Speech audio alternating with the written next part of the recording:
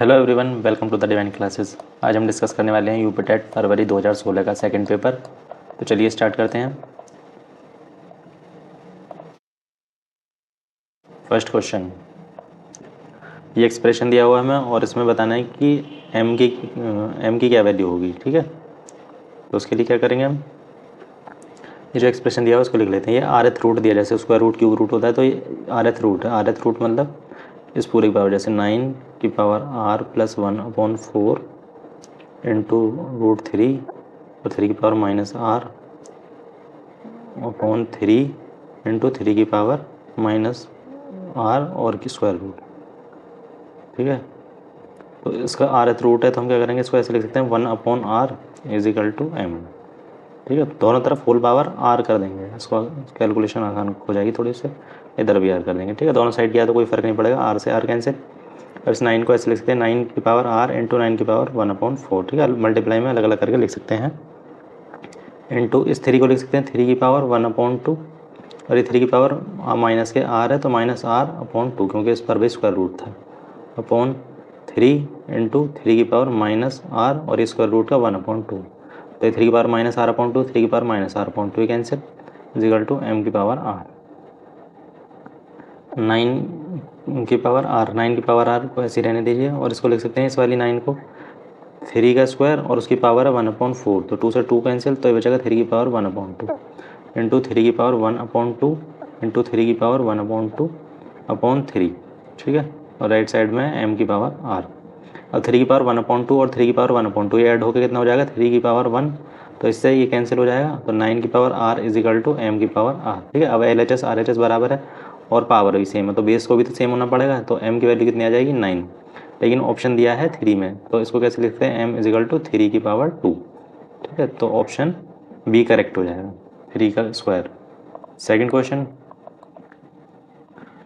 1 - 1/2 1 - 1/3 1 - 1/4 dash dash dash 1 upon sorry 1 - 1/n-1 और 1 - 1/n हो तो मान। ठीक है, इस पूरे की वैल्यू बतानी है हमें, तो 1 - 1/2 को लिखेंगे तो हम 1/2 बचेगा और 1 में से 1/3 को माइनस करेंगे तो 2/3 और 1 - 1/4 को माइनस करेंगे तो ये बचेगा 3/4। ठीक है, इसी तरीके से सीक्वेंस चलता रहेगा।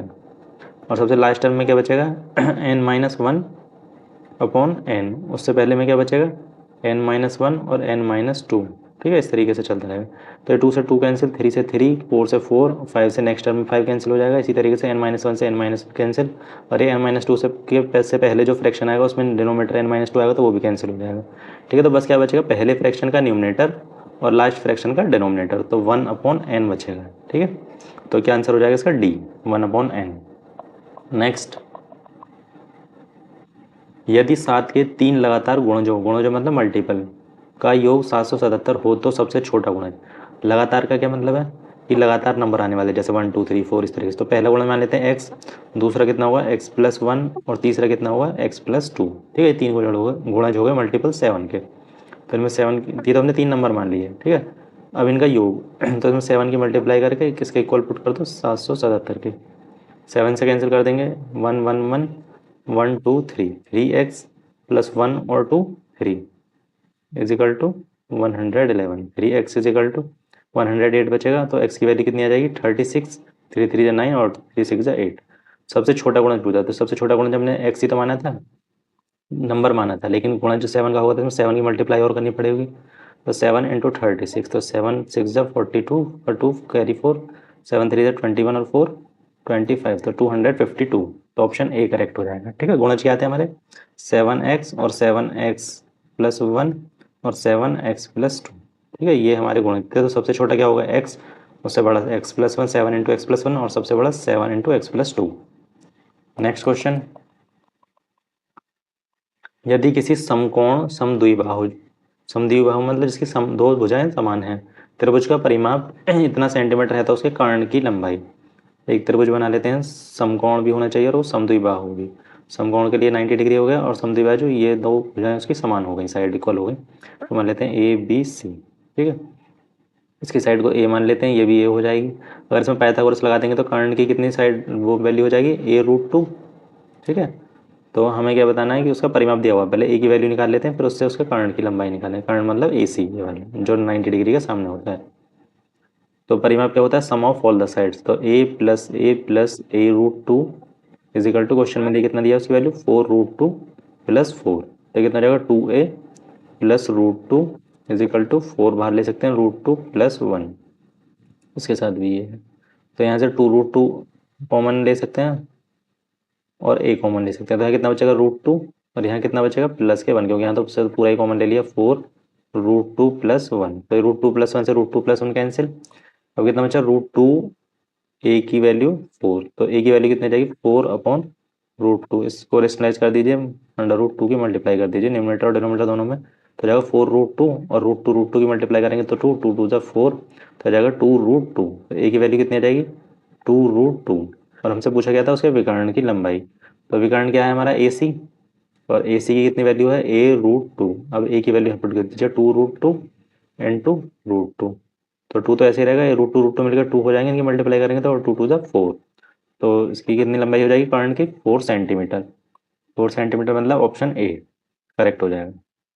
नेक्स्ट, एक घनाभ की कोण ए बी सी तथा इसका आयतन v घन इकाई तथा संपूर्ण पृष्ठ वर्ग s वर्ग इकाई है, तो 1/v की वैल्यू बतानी है। ठीक है, तो v वॉल्यूम क्या होता है l into b into h, और वो कितने दिए हुए हैं ए बी सी, तो उसका वॉल्यूम कितना जाएगा ए बी सी, इसको इक्वेशन 1 मान लीजिए। दूसरा दिया संपूर्ण पृष्ठ क्षेत्रफल दिया हुआ है, ठीक है लिखा नहीं यहाँ पे। तो संपूर्ण क्षेत्रफल क्या होता है, क्या होता है लंबाई गुणा चौड़ाई प्लस 2 इंटू लंबाई गुणा चौड़ाई, और ऊंचाई गुणा चौड़ाई प्लस, और ये होता है लंबाई गुणा ऊंचाई। ठीक है, और वो हमें क्या दिए हुए हैं ए बी सी की फॉर्म में दिए हुए हैं, तो इनको लिख सकते हैं A B plus B C plus C A. ठीक है, इसकी वैल्यू ये आ गई, तो इसको मान लीजिए इक्वेशन 2। हमें निकालना है 1/v, 1/v निकालना है तो हम क्या करेंगे, सेकंड इक्वेशन को फर्स्ट इक्वेशन से डिवाइड कर देंगे, तो आ जाएगा लेफ्ट हैंड साइड को लेफ्ट हैंड साइड से, राइट हैंड साइड को राइट हैंड साइड से। तो s/v is equal to 2ab plus B C plus C a upon a b c. अब सिर्फ हमें 1/v की वैल्यू चाहिए, तो इसलिए आएंगे इधर डिवाइड में 1/v इजिकल टू 2/s, इसको सभी को अलग अलग डिवाइड कर दीजिए ए बी सी से, तो b c upon a b c और c a upon a b सी।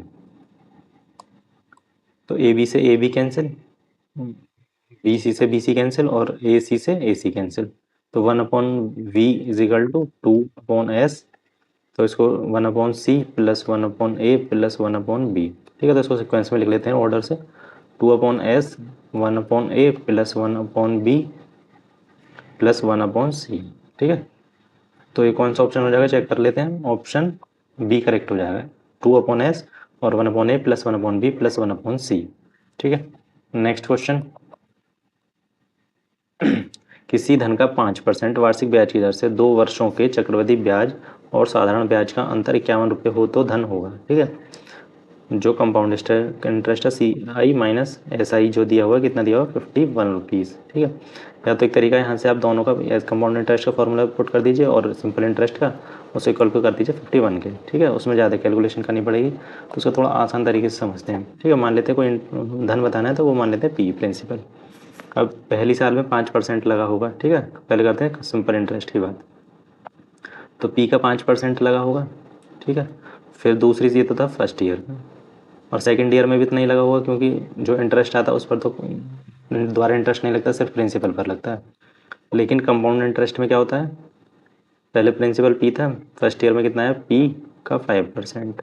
ठीक है, सेकंड ईयर में क्या आएगा, पी का 5% तो आएगा ही, और जो फर्स्ट ईयर में इंटरेस्ट आया था उस पर भी 5% है। ठीक है, ये इंटरेस्ट था, अब इसका भी 5% और मिलेगा। ठीक है, कंपाउंड इंटरेस्ट में क्या होता है, इंटरेस्ट पर भी इंटरेस्ट मिलता है। तो अब देखिए ये दोनों तो सेम ही है, पी का 5% दोनों साल में, जो डिफरेंस किसका है बस इस डिफ का डिफरेंस है, और वो किसके बराबर दिया हुआ है 51 रुपीज़ की। तो पी का 5% और उसका भी 5%, वो किसके बराबर दिया हुआ है 51 के। तो 5 से 20 टाइम्स, 5 से 20 टाइम्स, तो P is equal to 51 multiply by 20 multiply by 20, तो इसकी मल्टीप्लाई कर लीजिए 15 टू द 2 10 जीरो, और की मल्टीप्लाई 20 से 102 की मल्टीप्लाई 2 में करेंगे तो 204 और 2 जीरो, तो 20,400 रुपये होगा जो वो धन होगा। मतलब प्रिंसिपल, जिस पर 5% का इंटरेस्ट लग रहा था। तो ऑप्शन डी करेक्ट हो जाएगा। ठीक है, इस फॉर्मूले से भी हो जाता है लेकिन इसमें ज़्यादा कैलकुलेशन करनी पड़ती है, और ये तरीका भी आसान है और कैलकुलेशन भी कम करनी पड़ी, बस थोड़ा समझने वाला बात है इसमें। नेक्स्ट, दिए गए पाई आरेख में एक घर के निर्माण के खर्च को दर्शाया गया है। यदि घर के निर्माण का कुल खर्च 15 लाख रुपए है तो मजदूरी में खर्च, ठीक है, मजदूरी में कितना, 90 डिग्री, तो 90 डिग्री है तो इसका फ्रैक्शन निकालेंगे तो 90 डिग्री, और ये पूरा कितना होता है 360 डिग्री, तो अपॉन 360 डिग्री। इससे हमें क्या पता चलेगा, फ्रैक्शन पता चलेगा कितना पार्ट जो है मजदूरी ने कवर किया हुआ है। और टोटल कितना था 15 लाख, 15 लाख की मल्टीप्लाई कर दी, 1 4 ज़ा 30, 9 4 ज़ा 36 और 0 से 0 कैंसिल। अब 15 लाख को 4 से डिवाइड करना है बस, तो 4 से डिवाइड करेंगे, 4 3 12 और 12 3 बचेगा, 4 7 28, फिर 2 बचेगा तो 20, 4 5 20 और बाकी की 3 0, तो 3,75,000 जो होगा उसका वो मजदूरी पे खर्च होगा, मतलब ऑप्शन डी करेक्ट हो जाएगा। नेक्स्ट, यदि एक संख्या का आधा दूसरी संख्या के 0.7 के बराबर है तो उनका अनुपात, मान लेते हैं एक नंबर है ए और दूसरा है बी। अब पहले का आधा दूसरे का 0.7 गुने के बराबर है 0.07, तो इनको इक्वल पुट कर दीजिए। अब इन दोनों का अनुपात बताना है तो बी को इधर ले आएंगे, ए अपॉन बी, और 2 इधर चला जाएगा मल्टीप्लाई में, 2 मल्टीप्लाई बाय 0.07, इन दोनों की मल्टीप्लाई कर देंगे तो आ जाएगा 0.14, पॉइंट हटाएंगे, नीचे 2 डिजिट है तो 2 0, मतलब 100 की डिवाइड कर देंगे तो कितना जाएगा 14/100, तो 2 से कैंसिल हो जाएगा, 2 7 है 250 इधर, तो ए और बी का रेशियो कितना आ जाएगा 7:50, क्योंकि अब इससे ज़्यादा तो ये छोटा होगा नहीं, लोएस्ट फॉर्म में कन्वर्ट नहीं होगा, तो कितना रेशियो आ जाएगा 7:50, तो ऑप्शन सी करेक्ट हो जाएगा। नेक्स्ट, यदि 29 की पावर 75 को 28 से डिवाइड किया जाए तो शेषफल होगा, ठीक है, तो 29 को अगर 28 से डिवाइड करेंगे तो रिमाइंडर 1 आएगा, ठीक है, तो 29 की पावर कितनी है 75, तो 29 की जगह हम लिख सकते हैं 1 की पावर 75/20, ठीक है, 1 की पावर कितनी रहेगा 1 ही रहेगा, अपॉन 28, अब 28 से तो छोटा नंबर है 1, तो उसको डिवाइड तो होगा नहीं, तो यही रिमाइंडर हो जाएगा 1, ठीक है। 75 क्या, अब यहाँ पर कुछ भी पावर होती तो 29 की, तो हमेशा रिमाइंडर 1 ही रहेगा, ये ध्यान रखना, ऑप्शन बी करेक्ट हो जाएगा इसका। नेक्स्ट, एक बैग में 4 काली गेंदें हैं, ठीक है, ब्लैक बॉल हैं 4, 6 नीली गेंदें हैं, ब्लू हैं 6, 3 सफ़ेद गेंद हैं, वाइट कितनी है 3, और लाल है मतलब रेड 5। इनमें से एक गेंद को निकाला जाता है, गेंद के काली या सफ़ेद होने की प्रायिकता, ठीक है, तो प्रायिकता कैसे निकालते हैं, जो हमारी रिक्वायरमेंट है वो तो ऊपर आएगा और नीचे टोटल आउटकम्स, और ऊपर कितना है जितना रिक्वायर्ड आउटकम्स है, तो रिक्वायर्ड कितनी है, या तो बॉल काली होनी चाहिए या सफ़ेद, तो काली मतलब ब्लैक 4 है और वाइट 3 है, तो 4 + 3 7, इनमें 7 में से कोई एक बॉल आनी चाहिए, और टोटल कितनी है 4 3 7 और 6 13, 13 + 5 18, और टोटल बॉल कितनी है 18, तो ऑप्शन कौन सा सही हो जाएगा 7/18, मतलब ऑप्शन बी करेक्ट हो जाएगा। नेक्स्ट, यदि a + b + c = 0 हो तो इसकी पूरे की वैल्यू बताइए, ठीक है, तो हमें दिया हुआ है a + b + c = 0, तो इसी से सॉल्व करेंगे, 0 दिया हुआ है तो हम क्या करेंगे दोनों तरफ का स्क्वायर कर देंगे, होल स्क्वायर, तो हो जाएगा a² + b² + c² + 2ab + 2bc + 2ca = 0 ही रहेगा।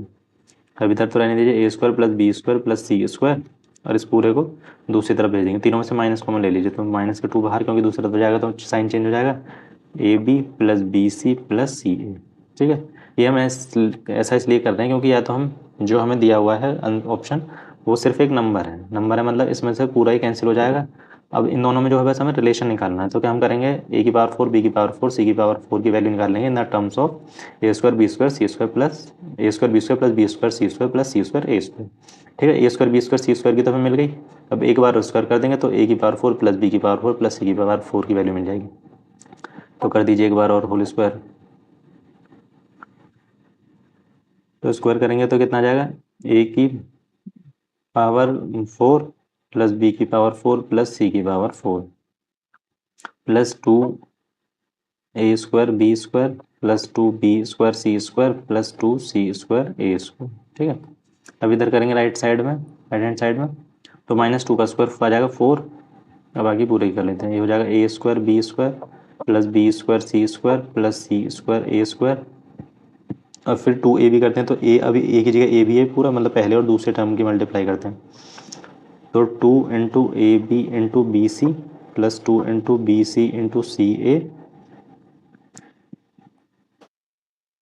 और plus 2 CA into A B. ये है, बोले राइट साइड को सॉल्व करते हैं। 4a square B square plus B square C square plus C square A square. अब इन तीनों टर्म्स में ए टू टू तो कॉमन है, 2 बाहर निकाल दिया। और क्या कॉमन है, ए बी सी इसमें भी है, ए बी और सी इसमें भी है, और ए बी सी इसमें भी है, ए बी और सी। ठीक है, तो ए बी सी वो तीनों में से कॉमन ले लेते हैं। तो यहाँ कितना बचेगा, बी बचेगा सिर्फ बी, और यहाँ कितना बचेगा, यहाँ सिर्फ सी बचेगा प्लस सी, और यहाँ सिर्फ ए बचेगा ए। ठीक है,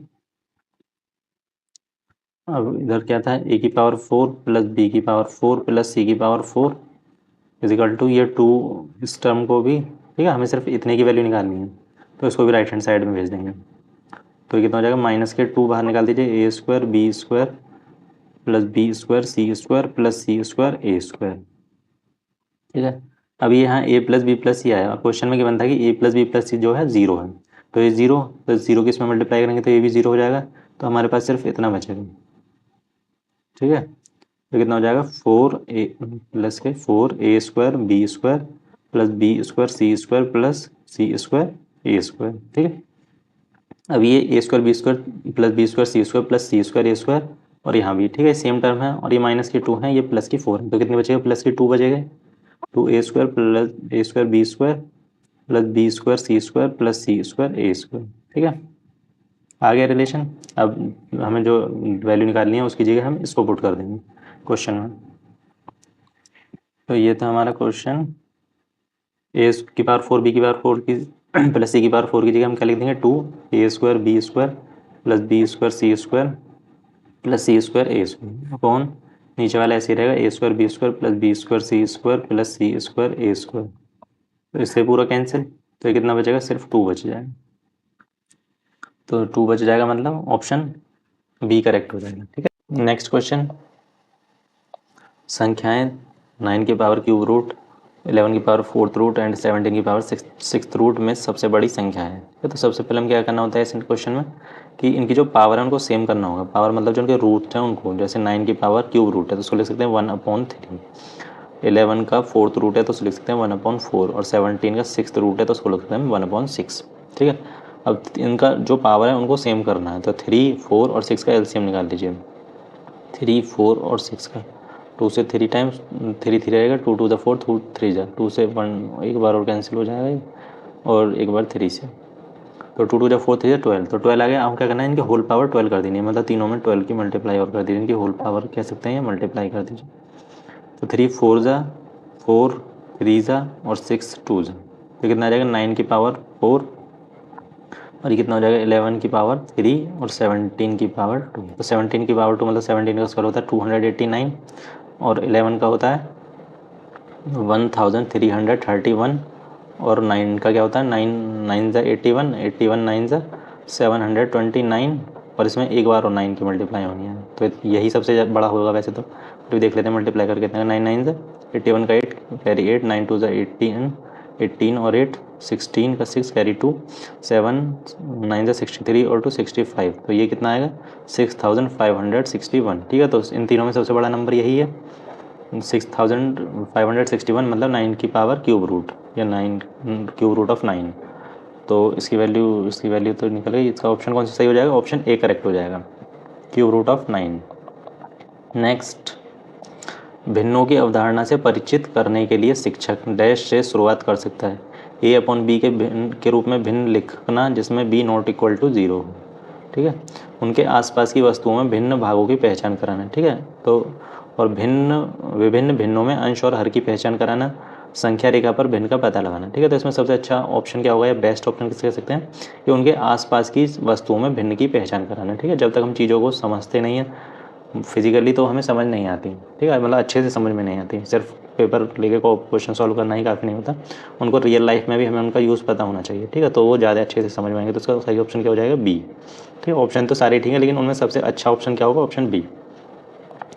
नेक्स्ट, सामान्य से विशिष्ट की ओर का सिद्धांत लागू होता है। ठीक है, सामान्य से विशिष्ट की ओर जो सिद्धांत लागू होता है उसे क्या कहते हैं, निगमन विधि में। ठीक है, या इसको हम बोल सकते हैं स्थूल से सूक्ष्म की ओर। ठीक है, मतलब स्थूल का मतलब बड़े से और सूक्ष्म मतलब छोटे की ओर। ठीक है, अगर सामान्य से विशिष्ट की ओर या ये भी आ जाए स्थूल से सूक्ष्म की ओर तो उसे भी क्या बोलेंगे हम, निगमन विधि बोलेंगे। नेक्स्ट, गणित की संकल्पनाओं और सिद्धांतों को समझना अधिगम, अधिगम मतलब लर्निंग के उद्देश्य की पूर्ति है।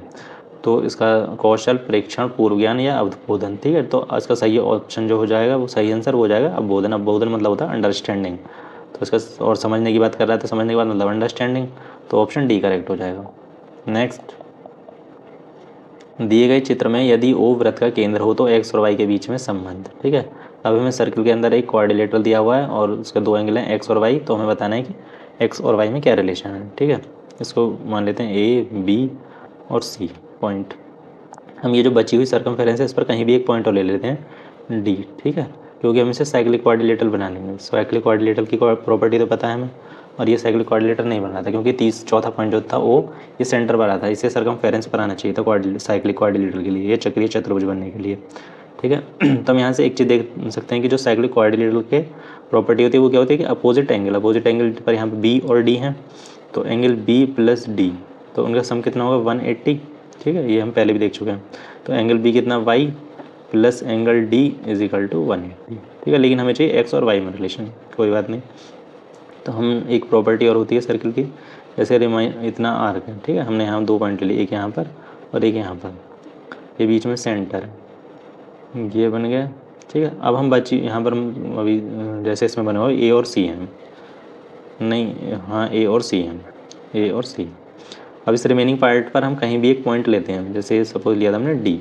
ठीक है, डी, बी तो यहाँ था नीचे, यहाँ पर जैसे सपोज करो एक्स बन रहा है एंगल। ठीक है, तो यहाँ पर इस सर्कमफेरेंस पर कहीं भी पॉइंट लेंगे तो वो एंगल कितना बनेगा x/2। ठीक है, ये क्या प्रॉपर्टी थी कि जो रिमेनिंग सर्कमफेरेंस पर जो एंगल बनता है उसका डबल बनता है सेंटर पर, तो एंगल डी जो बनेगा हाफ बनेगा एंगल एक्स का, तो एंगल डी की वैल्यू कितनी जाएगी x/2। ठीक है, तो अब डी की वैल्यू यहाँ पुट कर दीजिए y plus x/2 is equal to 180। Two की cross multiply 2y plus X is equal to 360 degree. तो ऑप्शन कौन सा सही हो जाएगा, ऑप्शन या इसको ऐसे लिख सकते हैं x plus 2y is equal to 360 degree, मतलब कि ऑप्शन डी करेक्ट हो जाएगा। ठीक है, हमने बस दो प्रॉपर्टी यूज़ की थी कि अपोजिट एंगल का सम 180 होता है, और जो एक ये होता है कि केंद्र पर जो एंगल बनता है उस परिधि पर बने कोण का दोगुना होता है, या सर्कमफेरेंस पर बने, लेकिन सर्कमफेरेंस होनी चाहिए हमारी रिमेनिंग। जैसे दो पॉइंट लिए, इनके अलावा कहीं भी हम कोई भी पॉइंट ले सकते हैं, यहाँ पर भी ले सकते हैं। जैसे हम सपोज कीजिए यहाँ पर एक्स बन रहा है तो यहाँ पर x/2 ही बनेगा, यहाँ पर भी x/2 ही बनेगा। ठीक है, ये बस ये दो जो पॉइंट है ये नीचे वाले फिक्स्ड रहने चाहिए, जैसे इसमें ए और सी थे। ठीक है, इसके अलावा अगर हम यहाँ भी लें तो भी x/2 ही बनेगा।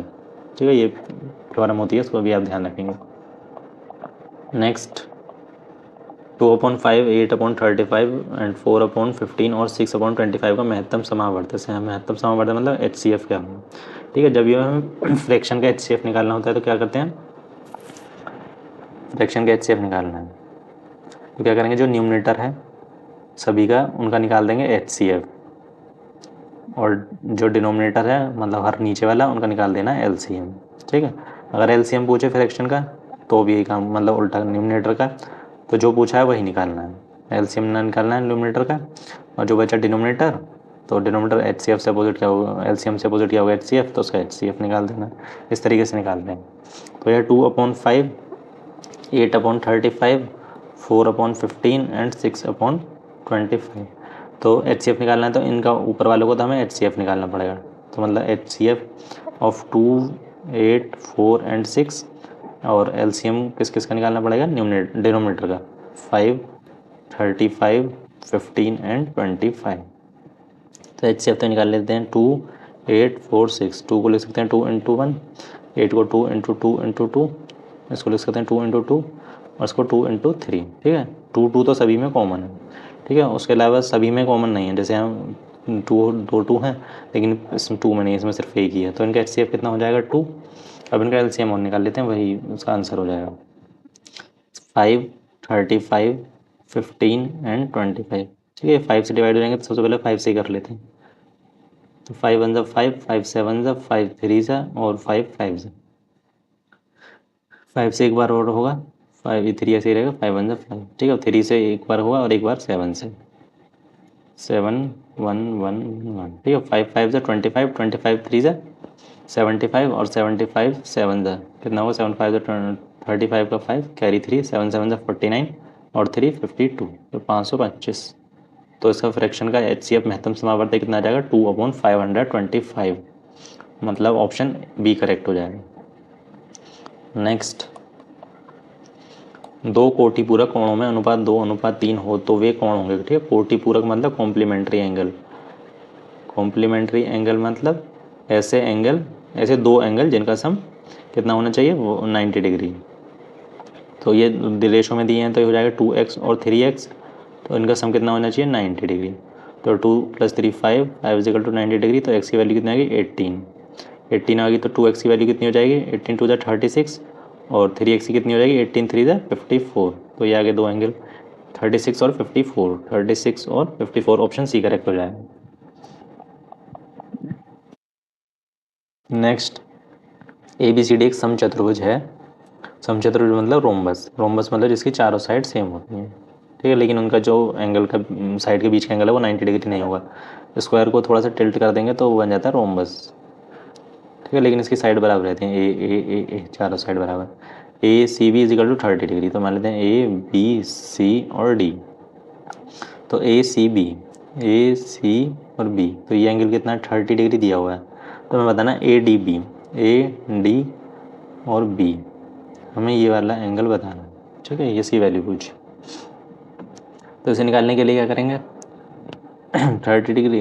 तो हमें पता होता है कि जो समचतुर्भुज के या स्क्वायर के जो विकर्ण हैं वो एक दूसरे को परपेंडिकुलर बाइसेक्ट करते हैं। परपेंडिकुलर का मतलब 90 डिग्री पर इंटरसेक्ट करते हैं, और बाइसेक्ट मतलब उनको दो पार्ट में डिवाइड करते हैं, ठीक है। जो बाइसेक्ट करते हैं उसकी प्रॉपर्टी तो नहीं लगानी क्योंकि हमें सिर्फ एंगल पूछा है। तो 90 डिग्री पर बाइसेक्ट करेंगे तो एंगल कितना हो जाएगा, 90 डिग्री। ये भी 90 डिग्री होगा, ये भी 90 डिग्री और ये भी 90 डिग्री, चारों एंगल 90 डिग्री है। तो हमें जिसकी जरूरत है बस उसका यूज़ कर लेंगे। अभी ये ट्राइंगल देखिए, आप इसको ओ पॉइंट मान लीजिए जहाँ इंटरसेक्ट कर रहे हैं। तो ये हो गया CB और A, सॉरी O, ये था 90 डिग्री, ये हमें क्वेश्चन में 30 डिग्री दिया हुआ है। तो हमें ये भी तो पता है कि किसी भी त्रिभुज के तीनों कोणों का योग कितना होता है, 180, ठीक है। तो angle O plus angle B plus angle C किसके बराबर हो जाएगा, 180 के। O 90 दिया हुआ है, B हमें पता नहीं है, C 30 = 180, 90 + 30 120 = एंगल B, तो कितना आ जाएगा, 60 डिग्री। तो एंगल B की वैल्यू कितनी आ जाएगी, 60 डिग्री, ठीक है। तो इसकी वैल्यू कितनी आ जाएगी, 60 डिग्री, ठीक है। और हमें ये भी तो पता है कि जो रोम्बस, स्क्वायर और रेक्टेंगल ये सब क्या है, एक पैरेललोग्राम है। पैरेललोग्राम मतलब इनकी जो अपोजिट साइड हैं वो पैरेलल हैं और इक्वल भी हैं। तो ABCD, ठीक है। अब अभी हमें ये पता चल गया कि ये वाला एंगल जो है वो कितना है, 60 डिग्री। अब ये सामने वाली साइड इसके ये पैरेलल होगी। अगर ये पैरेलल है तो यहाँ पर ये Z बन रहा है, Z ये वाला, ये, ठीक है, और ये दोनों लाइन पैरेलल है। तो ये वाला एंगल इस वाले एंगल के बराबर होगा, और इन दोनों एंगल्स को बोलते हैं अल्टरनेट इंटीरियर एंगल, ठीक है। तो ये 60 है तो ये भी 60 हो जाएगा, तो ऑप्शन सी करेक्ट हो जाएगा, ठीक है। बस यहाँ पे क्या दो प्रॉपर्टी, हाँ, एक तो लगाई थी हमने कि उसके जो विकर्ण हैं डायगोनल्स हैं वो परपेंडिकुलर बाइसेक्ट करते हैं, ठीक है। दूसरी क्या लगाई थी हमने कि त्रिभुज के तीनों कोणों का योग 180 होता है, और तीसरा अल्टरनेट इंटीरियर एंगल, ठीक है। अल्टरनेट इंटीरियर एंगल बनता कब है, जब ये इस शेप में बनता है, तो ये वाला एंगल इसके बराबर होता है, लेकिन उसकी कंडीशन है कि ये लाइन और ये लाइन दोनों पैरेलल होनी चाहिए, ठीक है। नेक्स्ट, दो प्राकृतिक संख्याओं का अंतर सदैव होता है, एक पूर्णांक, एक प्राकृतिक संख्या, एक धनात्मक संख्या, एक संपूर्ण संख्या, ठीक है। प्राकृतिक संख्या तो नहीं हो सकता क्योंकि दो प्राकृतिक संख्या ले लीजिए, 1 और 1 ले लीजिए तो ये 0 आएगा, और 0 प्राकृतिक संख्या नहीं है। ये 1 - 2 ले लीजिए तो -1 आएगा, ये भी प्राकृतिक संख्या नहीं है, ठीक है। धनात्मक की बात कर रहे हैं तो ये -1 आ गया, तो ये धनात्मक वाला ऑप्शन भी कैंसिल हो गया। संपूर्ण संख्या होती है मतलब परफेक्ट नंबर। परफेक्ट नंबर क्या होता है कि उसके फैक्टर का अगर सम करेंगे तो उस नंबर का डबल आ जाएगा, ठीक है। जैसे सपोज कीजिए 6 है, 6 के फैक्टर क्या होंगे, 1 2 3 एंड 6। अब इनको प्लस करेंगे तो 1 + 2 + 3 प्लस 6 इजिकल टू 6 + 3 9 + 2 11 + 1 12, 12 मतलब 6 का डबल है। तो ये ऐसा हर बार तो नहीं होगा कि ठीक है, जैसे 1 2 - 1 लिया तो 1 आया, तो 1 तो परफेक्ट स्क्वायर नंबर है। जैसे 3 - 1 लिया, अब 2 आया, ठीक है, तो 1 के फैक्टर क्या होंगे, 1 और 2, तो इनका सम करेंगे 1 + 2 = 3, तो 3 तो इसका डबल नहीं है, 2 का डबल तो 4 होगा, ठीक है, तो ये परफेक्ट स्क्वायर नंबर भी नहीं होगा। तो क्या बचा, एक पूर्णांक, ठीक है, चाहे वो नेगेटिव आए, चाहे पॉजिटिव आए, चाहे जीरो आए, ठीक है, ये तीनों क्या है, पूर्णांक हैं, तो ऑप्शन ए करेक्ट हो जाएगा। पूर्णांक मतलब इंटीजर्स। नेक्स्ट क्वेश्चन, व्यंजक 2x² - 9x - 36 का एक गुणनखंड है, ठीक है, तो इसके लिए क्या करेंगे, हम इसके फैक्टर कर लेते हैं, दोनों ही गुणनखंड पता कर लेते हैं। ठीक है, पहले और तीसरे की मल्टीप्लाई, तो 2 × 26 52। हमें बीच वाली टर्म को इस तरीके से स्प्लिट करना है कि प्लस या माइनस करें तो 9 आना चाहिए और मल्टीप्लाई करें तो 52। तो 52 आता कैसे, 13 4 जाता है और 13 में से 4 माइनस करेंगे तो 9 बचेगा, ठीक है। हमें माइनस का 9 चाहिए, तो क्या करेंगे, माइनस का 13 बड़ा नंबर लेंगे, प्लस का 4 ले लेंगे, तो माइनस का 9 बचेगा, -26। अब यहाँ से सिर्फ 2 कॉमन, एक्स कॉमन आ सकता है, तो यहाँ से बचेगा 2x - 13, और यहाँ से प्लस का 4, तो x माइनस नहीं, प्लस का 4 नहीं, 2 सिर्फ, 2x - 13, तो 2x - 13 दोनों ब्रैकेट में, तो यहाँ से क्या बचा है, x, और यहाँ से 2, तो ये बचेगा x + 2, ठीक है। अभी 2x - 13 तो नहीं है ऑप्शन में, लेकिन x + 2 तो है, तो ऑप्शन बी करेक्ट हो जाएगा। नेक्स्ट क्वेश्चन, 2 मेज और 3 कुर्सी का मूल्य 2000 रुपये है, 3 मेज 2 कुर्सी का मूल्य 2500 रुपये है, तो 1 मेज और 5 कुर्सी का, ठीक है, तो मेज मतलब टेबल का मान लेते हैं कॉस्ट जो x, और कुर्सी की मान लेते हैं y, ठीक है, एक मेज की कॉस्ट x रुपीज़ और एक कुर्सी की कॉस्ट y रुपीज़, तो 2 मेज की कितनी हो जाएंगी, 2x, और 3 कुर्सियों की हो जाएंगी 3y, और इनका सम दिया हुआ है 2000। एक इक्वेशन ये बन गई। दूसरी बन जाएगी कि 3 मेज, मेज की कॉस्ट मानी थी हमने x, तो 3x + 2y = 2500। अब यहाँ से हम किसी एक के कोफिशिएंट बराबर कर लेंगे, जैसे x के यहाँ पर 2 है, यहाँ पर 3 है, तो इक्वेशन फर्स्ट में क्या करेंगे, 3 की मल्टीप्लाई कर देंगे तो 2 3 6 हो जाएगा, और इक्वेशन 2 में 2 की मल्टीप्लाई करेंगे तो 2 3 6 हो जाएगा, तो कितना जाएगा 3x, और पूरी इक्वेशन में करनी है 3 की मल्टीप्लाई, 3 3 9 और 2 3 600, तो 6000। अब ये कितना आएगा, 3 2 6 + 2 2 4, और 2 की मल्टीप्लाई करेंगे तो 5000 हो जाएगा, ठीक है। अब इक्वेशन फर्स्ट में से इक्वेशन सेकंड को माइनस कर दीजिए, यहाँ लिख लीजिए 6x + 4y = 5000। माइनस करेंगे तो माइनस करते हैं तो साइन चेंज, ये कैंसिल, 9 से 4 5y = 1000, तो y की वैल्यू 200। अब y की वैल्यू चाहे फर्स्ट इक्वेशन पुट कर दीजिए चाहे सेकंड में, तो सेकंड में कर देते हैं 3x + 2 × 200 = 2500। 3x = जाएगा 400, और इधर जाके माइनस में हो जाएगा 400 माइनस, तो 3x = से माइनस करेंगे तो 2100 बचेगा, और 3 से कैंसिल करेंगे तो ये 700, तो x की वैल्यू कितनी आएगी 700, और x क्या था, एक मेज की कॉस्ट, तो 700 आ गई, और कुर्सी की आ गई 200, तो हमें बतानी है एक मेज की, एक मेज मतलब x, और 5 कुर्सी मतलब 5y की वैल्यू, तो x की वैल्यू 700 प्लस y की वैल्यू निकली थी 200, तो 700 + 1000, तो कितना रहेगी 1700 रुपीज़, तो ऑप्शन कौन सा सही हो जाएगा, ऑप्शन बी करेक्ट हो जाएगा। नेक्स्ट क्वेश्चन, यदि a/b = 4/5, b/c = 6/9 एंड c/d दिया हुआ था 15/19, तो ABCD का हमें चारों का रेशो एक साथ बताना है, ठीक है, तो उसके लिए क्या करेंगे, a/b चारों को एक साथ लिख लीजिए, c/d, ठीक है, AB का दिया हुआ है 4/5, B और C का 6/9, और C और D का दिया हुआ है 15/19, ठीक है, तो इसके लिए हमें कुछ नहीं करना पड़ता, जैसे ये लास्ट का नंबर है 5, तो आगे भी इसके 5 5 ही लिखना है, 9 9 के आगे स्पेस खाली है, यहाँ भी 9, अब 15 से पीछे 15 15, अब यहाँ एक 6 से पहले 6, ठीक है। अब ये चारों का, अब हमें क्या करना है, चारों का रेशो यहाँ से इक्वल आ जाएगा, मतलब एक साथ आ जाएगा, इन तीनों की मल्टीप्लाई कर दीजिए, इन तीनों की मल्टीप्लाई, इन तीनों की और इन तीनों की, ठीक है। 4 × 6 × 15, 5 × 6 × 15, और 5 × 9 × 15, और 5 × 9 × 19, ठीक है। अभी क्या एक मल्टीप्लाई इसलिए नहीं, क्योंकि इसमें से कुछ ना कुछ कैंसिल हो जाएगा जैसे 5 3 ज़ा 5 3 ज़ा 5 3 जा और 5 से 5 कैंसिल, ठीक है। और 3 से 3 3 जा, 3 कैंसिल और ये 3 कैंसिल, ठीक है। और कितना यहाँ से कितना बचा, 6 4 जा 24, नहीं अभी और कुछ भी कैंसिल हो सकता है, 3 यहाँ भी है तो 3 से कैंसिल हो, 3 2 जा और 3 3 जा और ये 3 कैंसिल, ठीक है। अब यहाँ 19 है तो अब बाकी में तो 19 नहीं है तो ये कैंसिल नहीं होगा। तो 4 2 जा 8, रेशो 5 2 जा 10, रेशो 5 3 जा 15 और यहाँ सिर्फ 19, तो ये ABCD का रेशो आ गया, ठीक है। एक साथ रेशो, कंबाइंड रेशो है। तो कौन सा ऑप्शन सही हो जाएगा, 8 10 15 9, तो ऑप्शन ए ही करेक्ट हो जाएगा। नेक्स्ट,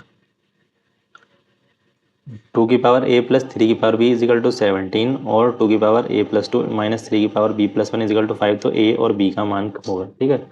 यदि अब 2 की पावर a प्लस 3 की पावर b इजिकल टू 17, ठीक है। एक तरीका तो है बिल्कुल बिना कैलकुलेशन करे ऑप्शन से ही कर देंगे। वो कैसे करेंगे, ऑप्शन ये a की वैल्यू है, ये b की वैल्यू, तो a की वैल्यू रखिए पुट करिए, तो 2 की पावर 6, 2 की पावर 6 होता है 64, ठीक है। अब इसमें कुछ और भी ऐड करना है, 3 की पावर b, तो ये तो और ज़्यादा आएगा, लेकिन ये सिर्फ 17 आना चाहिए, तो ये ऑप्शन तो नहीं होगा। सेकंड चेक कर लेते हैं, 2 की इसे a और b, तो 2 की पावर 3 प्लस 3 की पावर 2, तो 2 की पावर 3 8 प्लस 3 की पावर 2 9, तो 8 प्लस 9 17, ठीक है। और RHS कितनी थी 17, तो वही तो हमें चाहिए था, तो ऑप्शन बी करेक्ट हो जाएगा, ठीक है। ये था ऑप्शन से, और लेकिन इसको वैसे कैसे सॉल्व करेंगे वो देख लेते हैं एक बार। इधर 2 की पावर a प्लस 3 की power b is equal to 17। Second equation क्या हमारी, 2 की पावर a प्लस 2 माइनस 3 की power b plus 1 is equal to 5, तो 2 इसको ऐसे लिख सकते हैं, 2 की पावर a इंटू 2 की पावर 2 माइनस 3 की पावर b इंटू 3 की पावर 1 इजिकल टू वाई, ठीक है। अब क्या करेंगे, 2 की पावर a को मान लेंगे x और 3 की पावर b को मान लेंगे y, तो इस यहाँ से इसे ऐसे लिख सकते हैं x plus y is equal to 17, और ये हो जाएगा 2 का स्क्वायर 4 और 2 की power a x 4x minus 3y is equal to 5, ठीक है। ये दो इक्वेशन आ गई 1 और 2। अब इनको बस सॉल्व करना है। सॉल्व कैसे करेंगे, किसी का कोफिशिएंट बराबर कर लीजिए, जैसे y का कर लेते हैं, जिसमें 3 की मल्टीप्लाई कर देंगे क्योंकि यहाँ पर 3 है और यहाँ पर 1 है, जिसमें 3 की मल्टीप्लाई कर देंगे इक्वेशन 1 में तो जाएगा 3x प्लस 3y और 17 3 51। अब इसको इसके नीचे लिख लेंगे 4x minus 3y is equal to 5, ठीक है। अपोजिट साइन है तो प्लस कर दीजिए, वैसे ही कैंसिल हो जाएगा, तो माइनस करने की जरूरत नहीं, तो cancel, plus minus 4 plus 3 7x और ये कितना आ जाएगा 51 प्लस 5 56, तो x की वैल्यू कितनी आ जाएगी 8, ठीक है। x की वैल्यू 8 आ गई, तो x प्लस वाई कितना था 17, x की वैल्यू 8 है तो y की कितनी हो जाएगी 9, ठीक है, क्योंकि x प्लस वाई को प्लस करके 17 आना था, x की 8 है तो y की 9 होनी पड़ेगी। अब x की वैल्यू क्या थी 2 की पावर a, तो 2 की पावर a इजिकल टू 8, तो 8 को ऐसे लिख सकते हैं 2 की पावर 3।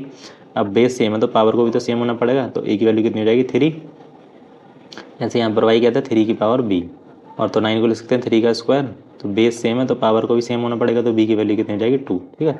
और यही हमने ऑप्शन से भी चेक कर लिया था, a की वैल्यू 3 और b की वैल्यू 2, ठीक है। कैसे भी सॉल्व कर सकते हैं, टाइम बचाना है तो एग्जाम में इस ऑप्शन से भी चेक कर सकते हैं, और वैसे अगर सॉल्व करना आना चाहिए तो हमने वो भी देख लिया कि कैसे सॉल्व करना है। नेक्स्ट, 3 मीटर लंबी 1.5 मीटर ऊंची तथा 0.4 मीटर मोटी दीवार बनाने में कितनी ईंटों की संख्या होगी, जबकि प्रत्येक ईंट का आकार 30 centimetre bye 15 centimetre bye 8 centimetre हो, तो ठीक है। तो हमें नंबर ऑफ टाइल्स निकालनी हो, नंबर ऑफ ब्रिक्स निकालनी हो, मतलब ईंटें, तो हमें एक ही फॉर्मूला लगाना है कि नंबर ऑफ ब्रिक्स, ठीक है। ब्रिक्स मतलब ईंटें, तो क्या होगा, हमें लंबाई चौड़ाई ऊंचाई दी है तो यहाँ वॉल्यूम लगेगा, ठीक है। 3D की बात हो रही है, तो volume of wall upon volume of 1 brick, ठीक है। अगर फ्लोर की बात हो रही टाइल्स लगाते हैं तो उस पर क्या तो उस पर क्या करेंगे, यहाँ पर वहाँ पर एरिया निकालेंगे, लेकिन यहाँ पर दीवार की बात हो रही है, यहाँ तो यहाँ वॉल्यूम निकालना है, मतलब जहाँ लंबाई चौड़ाई ऊंचाई तीनों की बात आ जाए। तो वॉल्यूम क्या होता है, वॉल कैसी होगी, क्यूबॉइड शेप में होगी, तो उसकी क्या होती है L into b into h, और ब्रिक भी उसी में होती है, तो इसको L1 into B1 into H1, ठीक है। अब यहाँ पे आपको एक चीज़ और ध्यान रखनी है, वो क्या है कि जो वॉल की डायमेंशन दी हुई है वो मीटर में दी हुई हैं, और लेकिन ब्रिक्स की जो दी हैं वो सेंटीमीटर में, ठीक है। तो एक ही यूनिट में चेंज कर लेंगे, किसी में भी चेंज कर लीजिए, तो उसको मीटर को ही हम सेंटीमीटर में चेंज कर लेंगे, तो 100 की मल्टीप्लाई करते हैं, जैसे 3 मीटर है तो 3 को 100 की मल्टीप्लाई करेंगे तो ये सेंटीमीटर में हो गया। इसी तरीके से 1.5 को भी 100 से मल्टीप्लाई और 0.4 को भी 100 से मल्टीप्लाई, और नीचे कितना है 30 मल्टीप्लाई बाय 15 मल्टीप्लाई बाय 8, ठीक है। तो हो जाएगा 300 मल्टीप्लाई बाय 15 में 100 की मल्टीप्लाई करेंगे तो 150, और 0.4 में करेंगे तो 40 अपॉन 30 15 और 8, 30 से 300 10 टाइम्स, 15 से 150 10 टाइम्स, 8 से 45 टाइम्स। तो जगह 10 10 ज़ा 100, 105 ज़ा 500। तो कितनी ईंटें लगेंगी? 500, 500 ईंटें लगेंगी। तो ऑप्शन सी करेक्ट हो जाएगा। Next 519 multiply by 519 minus 81 multiply by 81, और नीचे ये नंबर दिए हैं। तो ध्यान से देखिए, इसको हम ऐसे लिखते हैं 519 का स्क्वायर, 519 का स्क्वायर माइनस 81 का स्क्वायर, और नीचे क्या दिया हुआ है? 519 मल्टीप्लाई 519। तो उसको ऐसे लिख सकते हैं 519 का स्क्वायर प्लस 2 मल्टीप्लाई बाई, ये तो डिफरेंट है तो ऐसे लिख दीजिए, और ये दिया हुआ है 81 मल्टीप्लाई बाई 81। तो उसको लिखते हैं 81 का स्क्वायर। ठीक है, अब इसे ध्यान से देखेंगे तो A square plus B square plus 2ab। ठीक है, तो ये ए प्लस बी का होल स्क्वायर का फॉर्मूला बन रहा है यहाँ से नीचे डिनोमीटर में, और ये बन रहा है ए स्क्वायर माइनस बी स्क्वायर। तो इसको लिख देंगे ए माइनस बी, ए प्लस बी। तो 519 माइनस 81 और 519 प्लस 81, और नीचे लिख सकते हैं ए प्लस बी का फॉर्मूला बना है तो 519 प्लस 81 का होल स्क्वायर। ठीक है, होल स्क्वायर है तो उसको हम 2 बार लिख लेंगे मल्टीप्लाई में, क्योंकि उसका मतलब वही होता है। वो इसलिए लिख रहे हैं क्योंकि हमें कैंसिल करना है। तो एक से इससे कैंसिल हो जाएगा, एक ब्रैकेट से एक ब्रैकेट सेम था। अब ये बचा, इसको सॉल्व करके लिख लीजिए। इसको माइनस करेंगे तो कितना बचेगा? 519 में से 81 माइनस करना है। 9 में से 1 8, 11 में से 8 3, यहाँ बचेगा 4, 438 अपॉन इन दोनों को प्लस कर दीजिए एक बार। 9 और 1 10 का 0, कैरी 9 1 8 और प्लस 1 9, और कैरी का 1 1 तो 10 और 1 6, 600। ठीक है, तो अभी तो 2 से कैंसिल हो जाएगा, 2 2 ज़ा 4, 2 1 ज़ा 2, 2 19 ज़ा 2 9 ज़ा 18, 2 से 300 टाइम्स।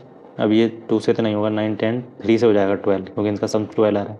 तो 3 7 ज़ा 3, 3 ज़ा, और 3 से 100 टाइम्स। ठीक है, तो और इससे छोटा तो नहीं होगा, तो ये कौन सा ऑप्शन हो जाएगा? 73 अपॉन 100, ऑप्शन बी करेक्ट हो जाएगा। नेक्स्ट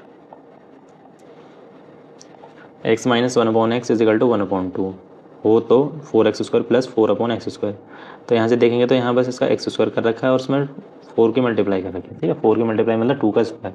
तो पहले क्या हम करेंगे, 2x माइनस 1 अपॉन एक्स का स्क्वायर सीधे, इसमें दोनों तरफ हमने क्या करा, 2 की मल्टीप्लाई कर दी। इस 2 से तो ये 2 कैंसिल हो गया, हो जाएगा 2x minus 2 upon x is equal to 1। ठीक है, होल स्क्वायर मतलब स्क्वायर चाहिए एक्स के साथ, तो उसका करेंगे होल स्क्वायर कर देंगे दोनों तरफ, 1 का भी स्क्वायर। तो हो जाएगा A square 4x square plus B square 2 4x X square minus 2ab। तो 2 into 2x into 2 upon x is equal to 1 का स्क्वायर बन रहेगा, 4x एक्स कैंसिल। तो इसी की तो वैल्यू निकालनी थी, बाकी इसको राइट साइड ले जाएंगे। तो 2 टू द 4 टू द 8, तो 1 प्लस 8 इज इक्वल टू 9। तो ऑप्शन बी करेक्ट हो जाएगा। ठीक है, अगर क्यूब चाहिए होती तो यहाँ पर 2 का क्यूब कितना, यहाँ पर 8x cube plus 1 upon 8x cube होता है। उस केस में क्या करते हैं हम, यहाँ पर क्यूब करते हैं। ठीक है, ये आपको ध्यान रखना है, मतलब ये आपको नंबर से भी पता चल जाएगा। अगर आपको क्यूब पता है, स्क्वायर पता है, तो क्या हमें यहाँ पर क्या करना है अगला ऑपरेशन। नेक्स्ट 1 माइनस 1 अपॉन ए माइनस बी की पावर माइनस 2 के गुणनखंड होंगे। ठीक है, इसके फैक्टर करने में, तो 1 माइनस 1 ए माइनस बी की पावर माइनस 2, अगर हम इसको ऊपर ले जाएंगे तो इसकी पावर प्लस में जाएगी, ए माइनस बी का स्क्वायर। ठीक है, इसका मतलब पावर प्लस में हो गई, ऊपर से नीचे ले गए तो। ठीक है, इसको हम इसे लिखते हैं 1 का स्क्वायर। तो अब क्या हुआ, ए स्क्वायर माइनस बी स्क्वायर। तो एक बार प्लस कर दीजिए, एक बार माइनस, तो 1 फिर माइनस प्लस कर देते हैं, 1 प्लस 1 माइनस बी। ठीक है, सेकेंड केस में 1 माइनस माइनस के सामने ए माइनस बी लगाना है, तो माइनस ए प्लस का बी हो जाएगा। ठीक है, तो माइनस का ए प्लस का बी, तो 1 प्लस ए माइनस बी, 1 प्लस ए माइनस बी, और यहाँ पर बी है 1 और 1 माइनस ए 1 माइनस ए। तो ये ऑप्शन ए करेक्ट हो जाएगा। ठीक है, ऑप्शन ए। नेक्स्ट, दो संख्याओं का में से 9 और उनका लेस है 270 है। यदि संख्याओं का जोड़ 99 हो तो उनका अंतर। ठीक है, में से अगर 9 है तो वो नंबर क्या हो जाएंगे, 9x और 9y। ठीक है, और यहाँ पर x और y क्या है, को प्राइम नंबर। को प्राइम नंबर मतलब जिनमें कुछ भी कॉमन नहीं है 1 के अलावा। ठीक है, तो उनका इनका 9x और 9y का एलसीएम कितना हो जाएगा, 9xy। ठीक है, तो वो किसके बराबर दिया है, 270। ठीक है, तो 9 से कैंसिल करेंगे 30 टाइम्स, तो x into y is equal to 30। एक इक्वेशन ये बन गई। और यदि सेकंड कंडीशन दी है, यदि संख्याओं का योग, तो 9x plus 9y is equal to 99। तो 9 common x plus y is equal to 99। तो 9 से कैंसिल करेंगे 11 टाइम्स, तो x प्लस वाई की वैल्यू कितनी आ जाएगी 11। ठीक है, तो हमें बताना उनका अंतर। तो अंतर पता करने के लिए पहले वो दो नंबर भी तो पता होने चाहिए। अब वो दो नंबर x और y थे मतलब थे तो 9x और 9y, लेकिन अभी यहाँ दो कंडीशन है जो एक्स वाई में है कि दोनों की मल्टीप्लाई करें तो 30 आना चाहिए और प्लस या माइनस करें तो सॉरी प्लस करें तो 11। तो किन दो नंबरों की मल्टीप्लाई करके 30 आता है, 1 और 30 की, 2 एंड 15 की, 3 एंड 10 की, और 5 और 6 की। ठीक है, इसी 4 तरीके से आता है सिर्फ। अब इनका सम करेंगे तो 31, इसका करेंगे तो 17, 13 और 5 + 6 11। ठीक है, और तो हमारे जो कंडीशन है उसके हिसाब से ये वाला 5 और 6 सही होगा। ठीक है, x की वैल्यू 5 मान लीजिए और y की वैल्यू 6। ठीक है, और यहाँ पुट कर दीजिए तो 9 5 ज़ा 45, 9 6 ज़ा 54। तो इनका अंतर निकालना है, तो बड़ा नंबर 54 है, उसमें से 45 माइनस कर दीजिए तो कितना बचेगा 9। तो ऑप्शन डी करेक्ट हो जाएगा। ठीक है, इसको वैसे सॉल्व कर सकते थे, अगर सॉल्व करते तो क्वाड्रेटिक क्वेश्चन बनती, क्वाड्रेटिक क्वेश्चन में थोड़ा टाइम भी लगता है। तो उसका आसान तरीका यही है, छोटा नंबर है 30 और सिर्फ 4 ही तरीके से 30 आता है, और दूसरी कंडीशन ये है कि x + y = 11 भी आना चाहिए। तो हमें पता चलेगा कि ऑप्शन मतलब 5 और 6 होंगे वो नंबर, 5 और 6 होंगे तो हमने 9x 9y माने थे वो नंबर। तो x और y की वैल्यू पुट कर दीजिए, तो 9 5 ज़ा 45, 9 6 ज़ा 54। अब इन दोनों का डिफरेंस निकाल दीजिए तो कितना आ जाएगा 9। तो ऑप्शन डी करेक्ट हो जाएगा। नेक्स्ट क्वेश्चन, आंकड़ों इतने का बहुलक। ठीक है, बहुलक क्या होता है, मोड। मोड मतलब जो सबसे जिसकी फ्रीक्वेंसी सबसे ज़्यादा हो, फ्रीक्वेंसी सबसे ज़्यादा हो, ये जो सबसे ज़्यादा बार आया हो। ठीक है, सबसे ज़्यादा बार आया हो। अब यहाँ जो नंबर दिए उनको देख लेते हैं कौन सबसे ज़्यादा बार है। जैसे 25 है, 25 2। ठीक है, तो 25 कितने टाइम्स आया है, 2 टाइम्स। 23 एक बार, 2 बार, 3 बार, 4 बार, 5 बार, 6 बार। 23 बार आया है 6 टाइम्स। 22 1 2 3, 22 3 टाइम्स। 21 1 2, 21 भी 2 टाइम्स आया। अब क्या बचा, बस 24 बचा, 24 1 और 2। 24 कितने टाइम्स आया, 2 टाइम्स। तो सबसे ज़्यादा बार क्या आया, 23। ठीक है, 6 टाइम्स। तो इसका बहुलक क्या हो जाएगा 23। ऑप्शन ए करेक्ट हो जाएगा। टेट यहीं कंप्लीट होता है, और ये था फरवरी 2016 का पेपर। और नेक्स्ट वीडियो में हम सॉल्व करेंगे यूपीटेट 2014 वाला पेपर। ठीक है, एंड थैंक यू।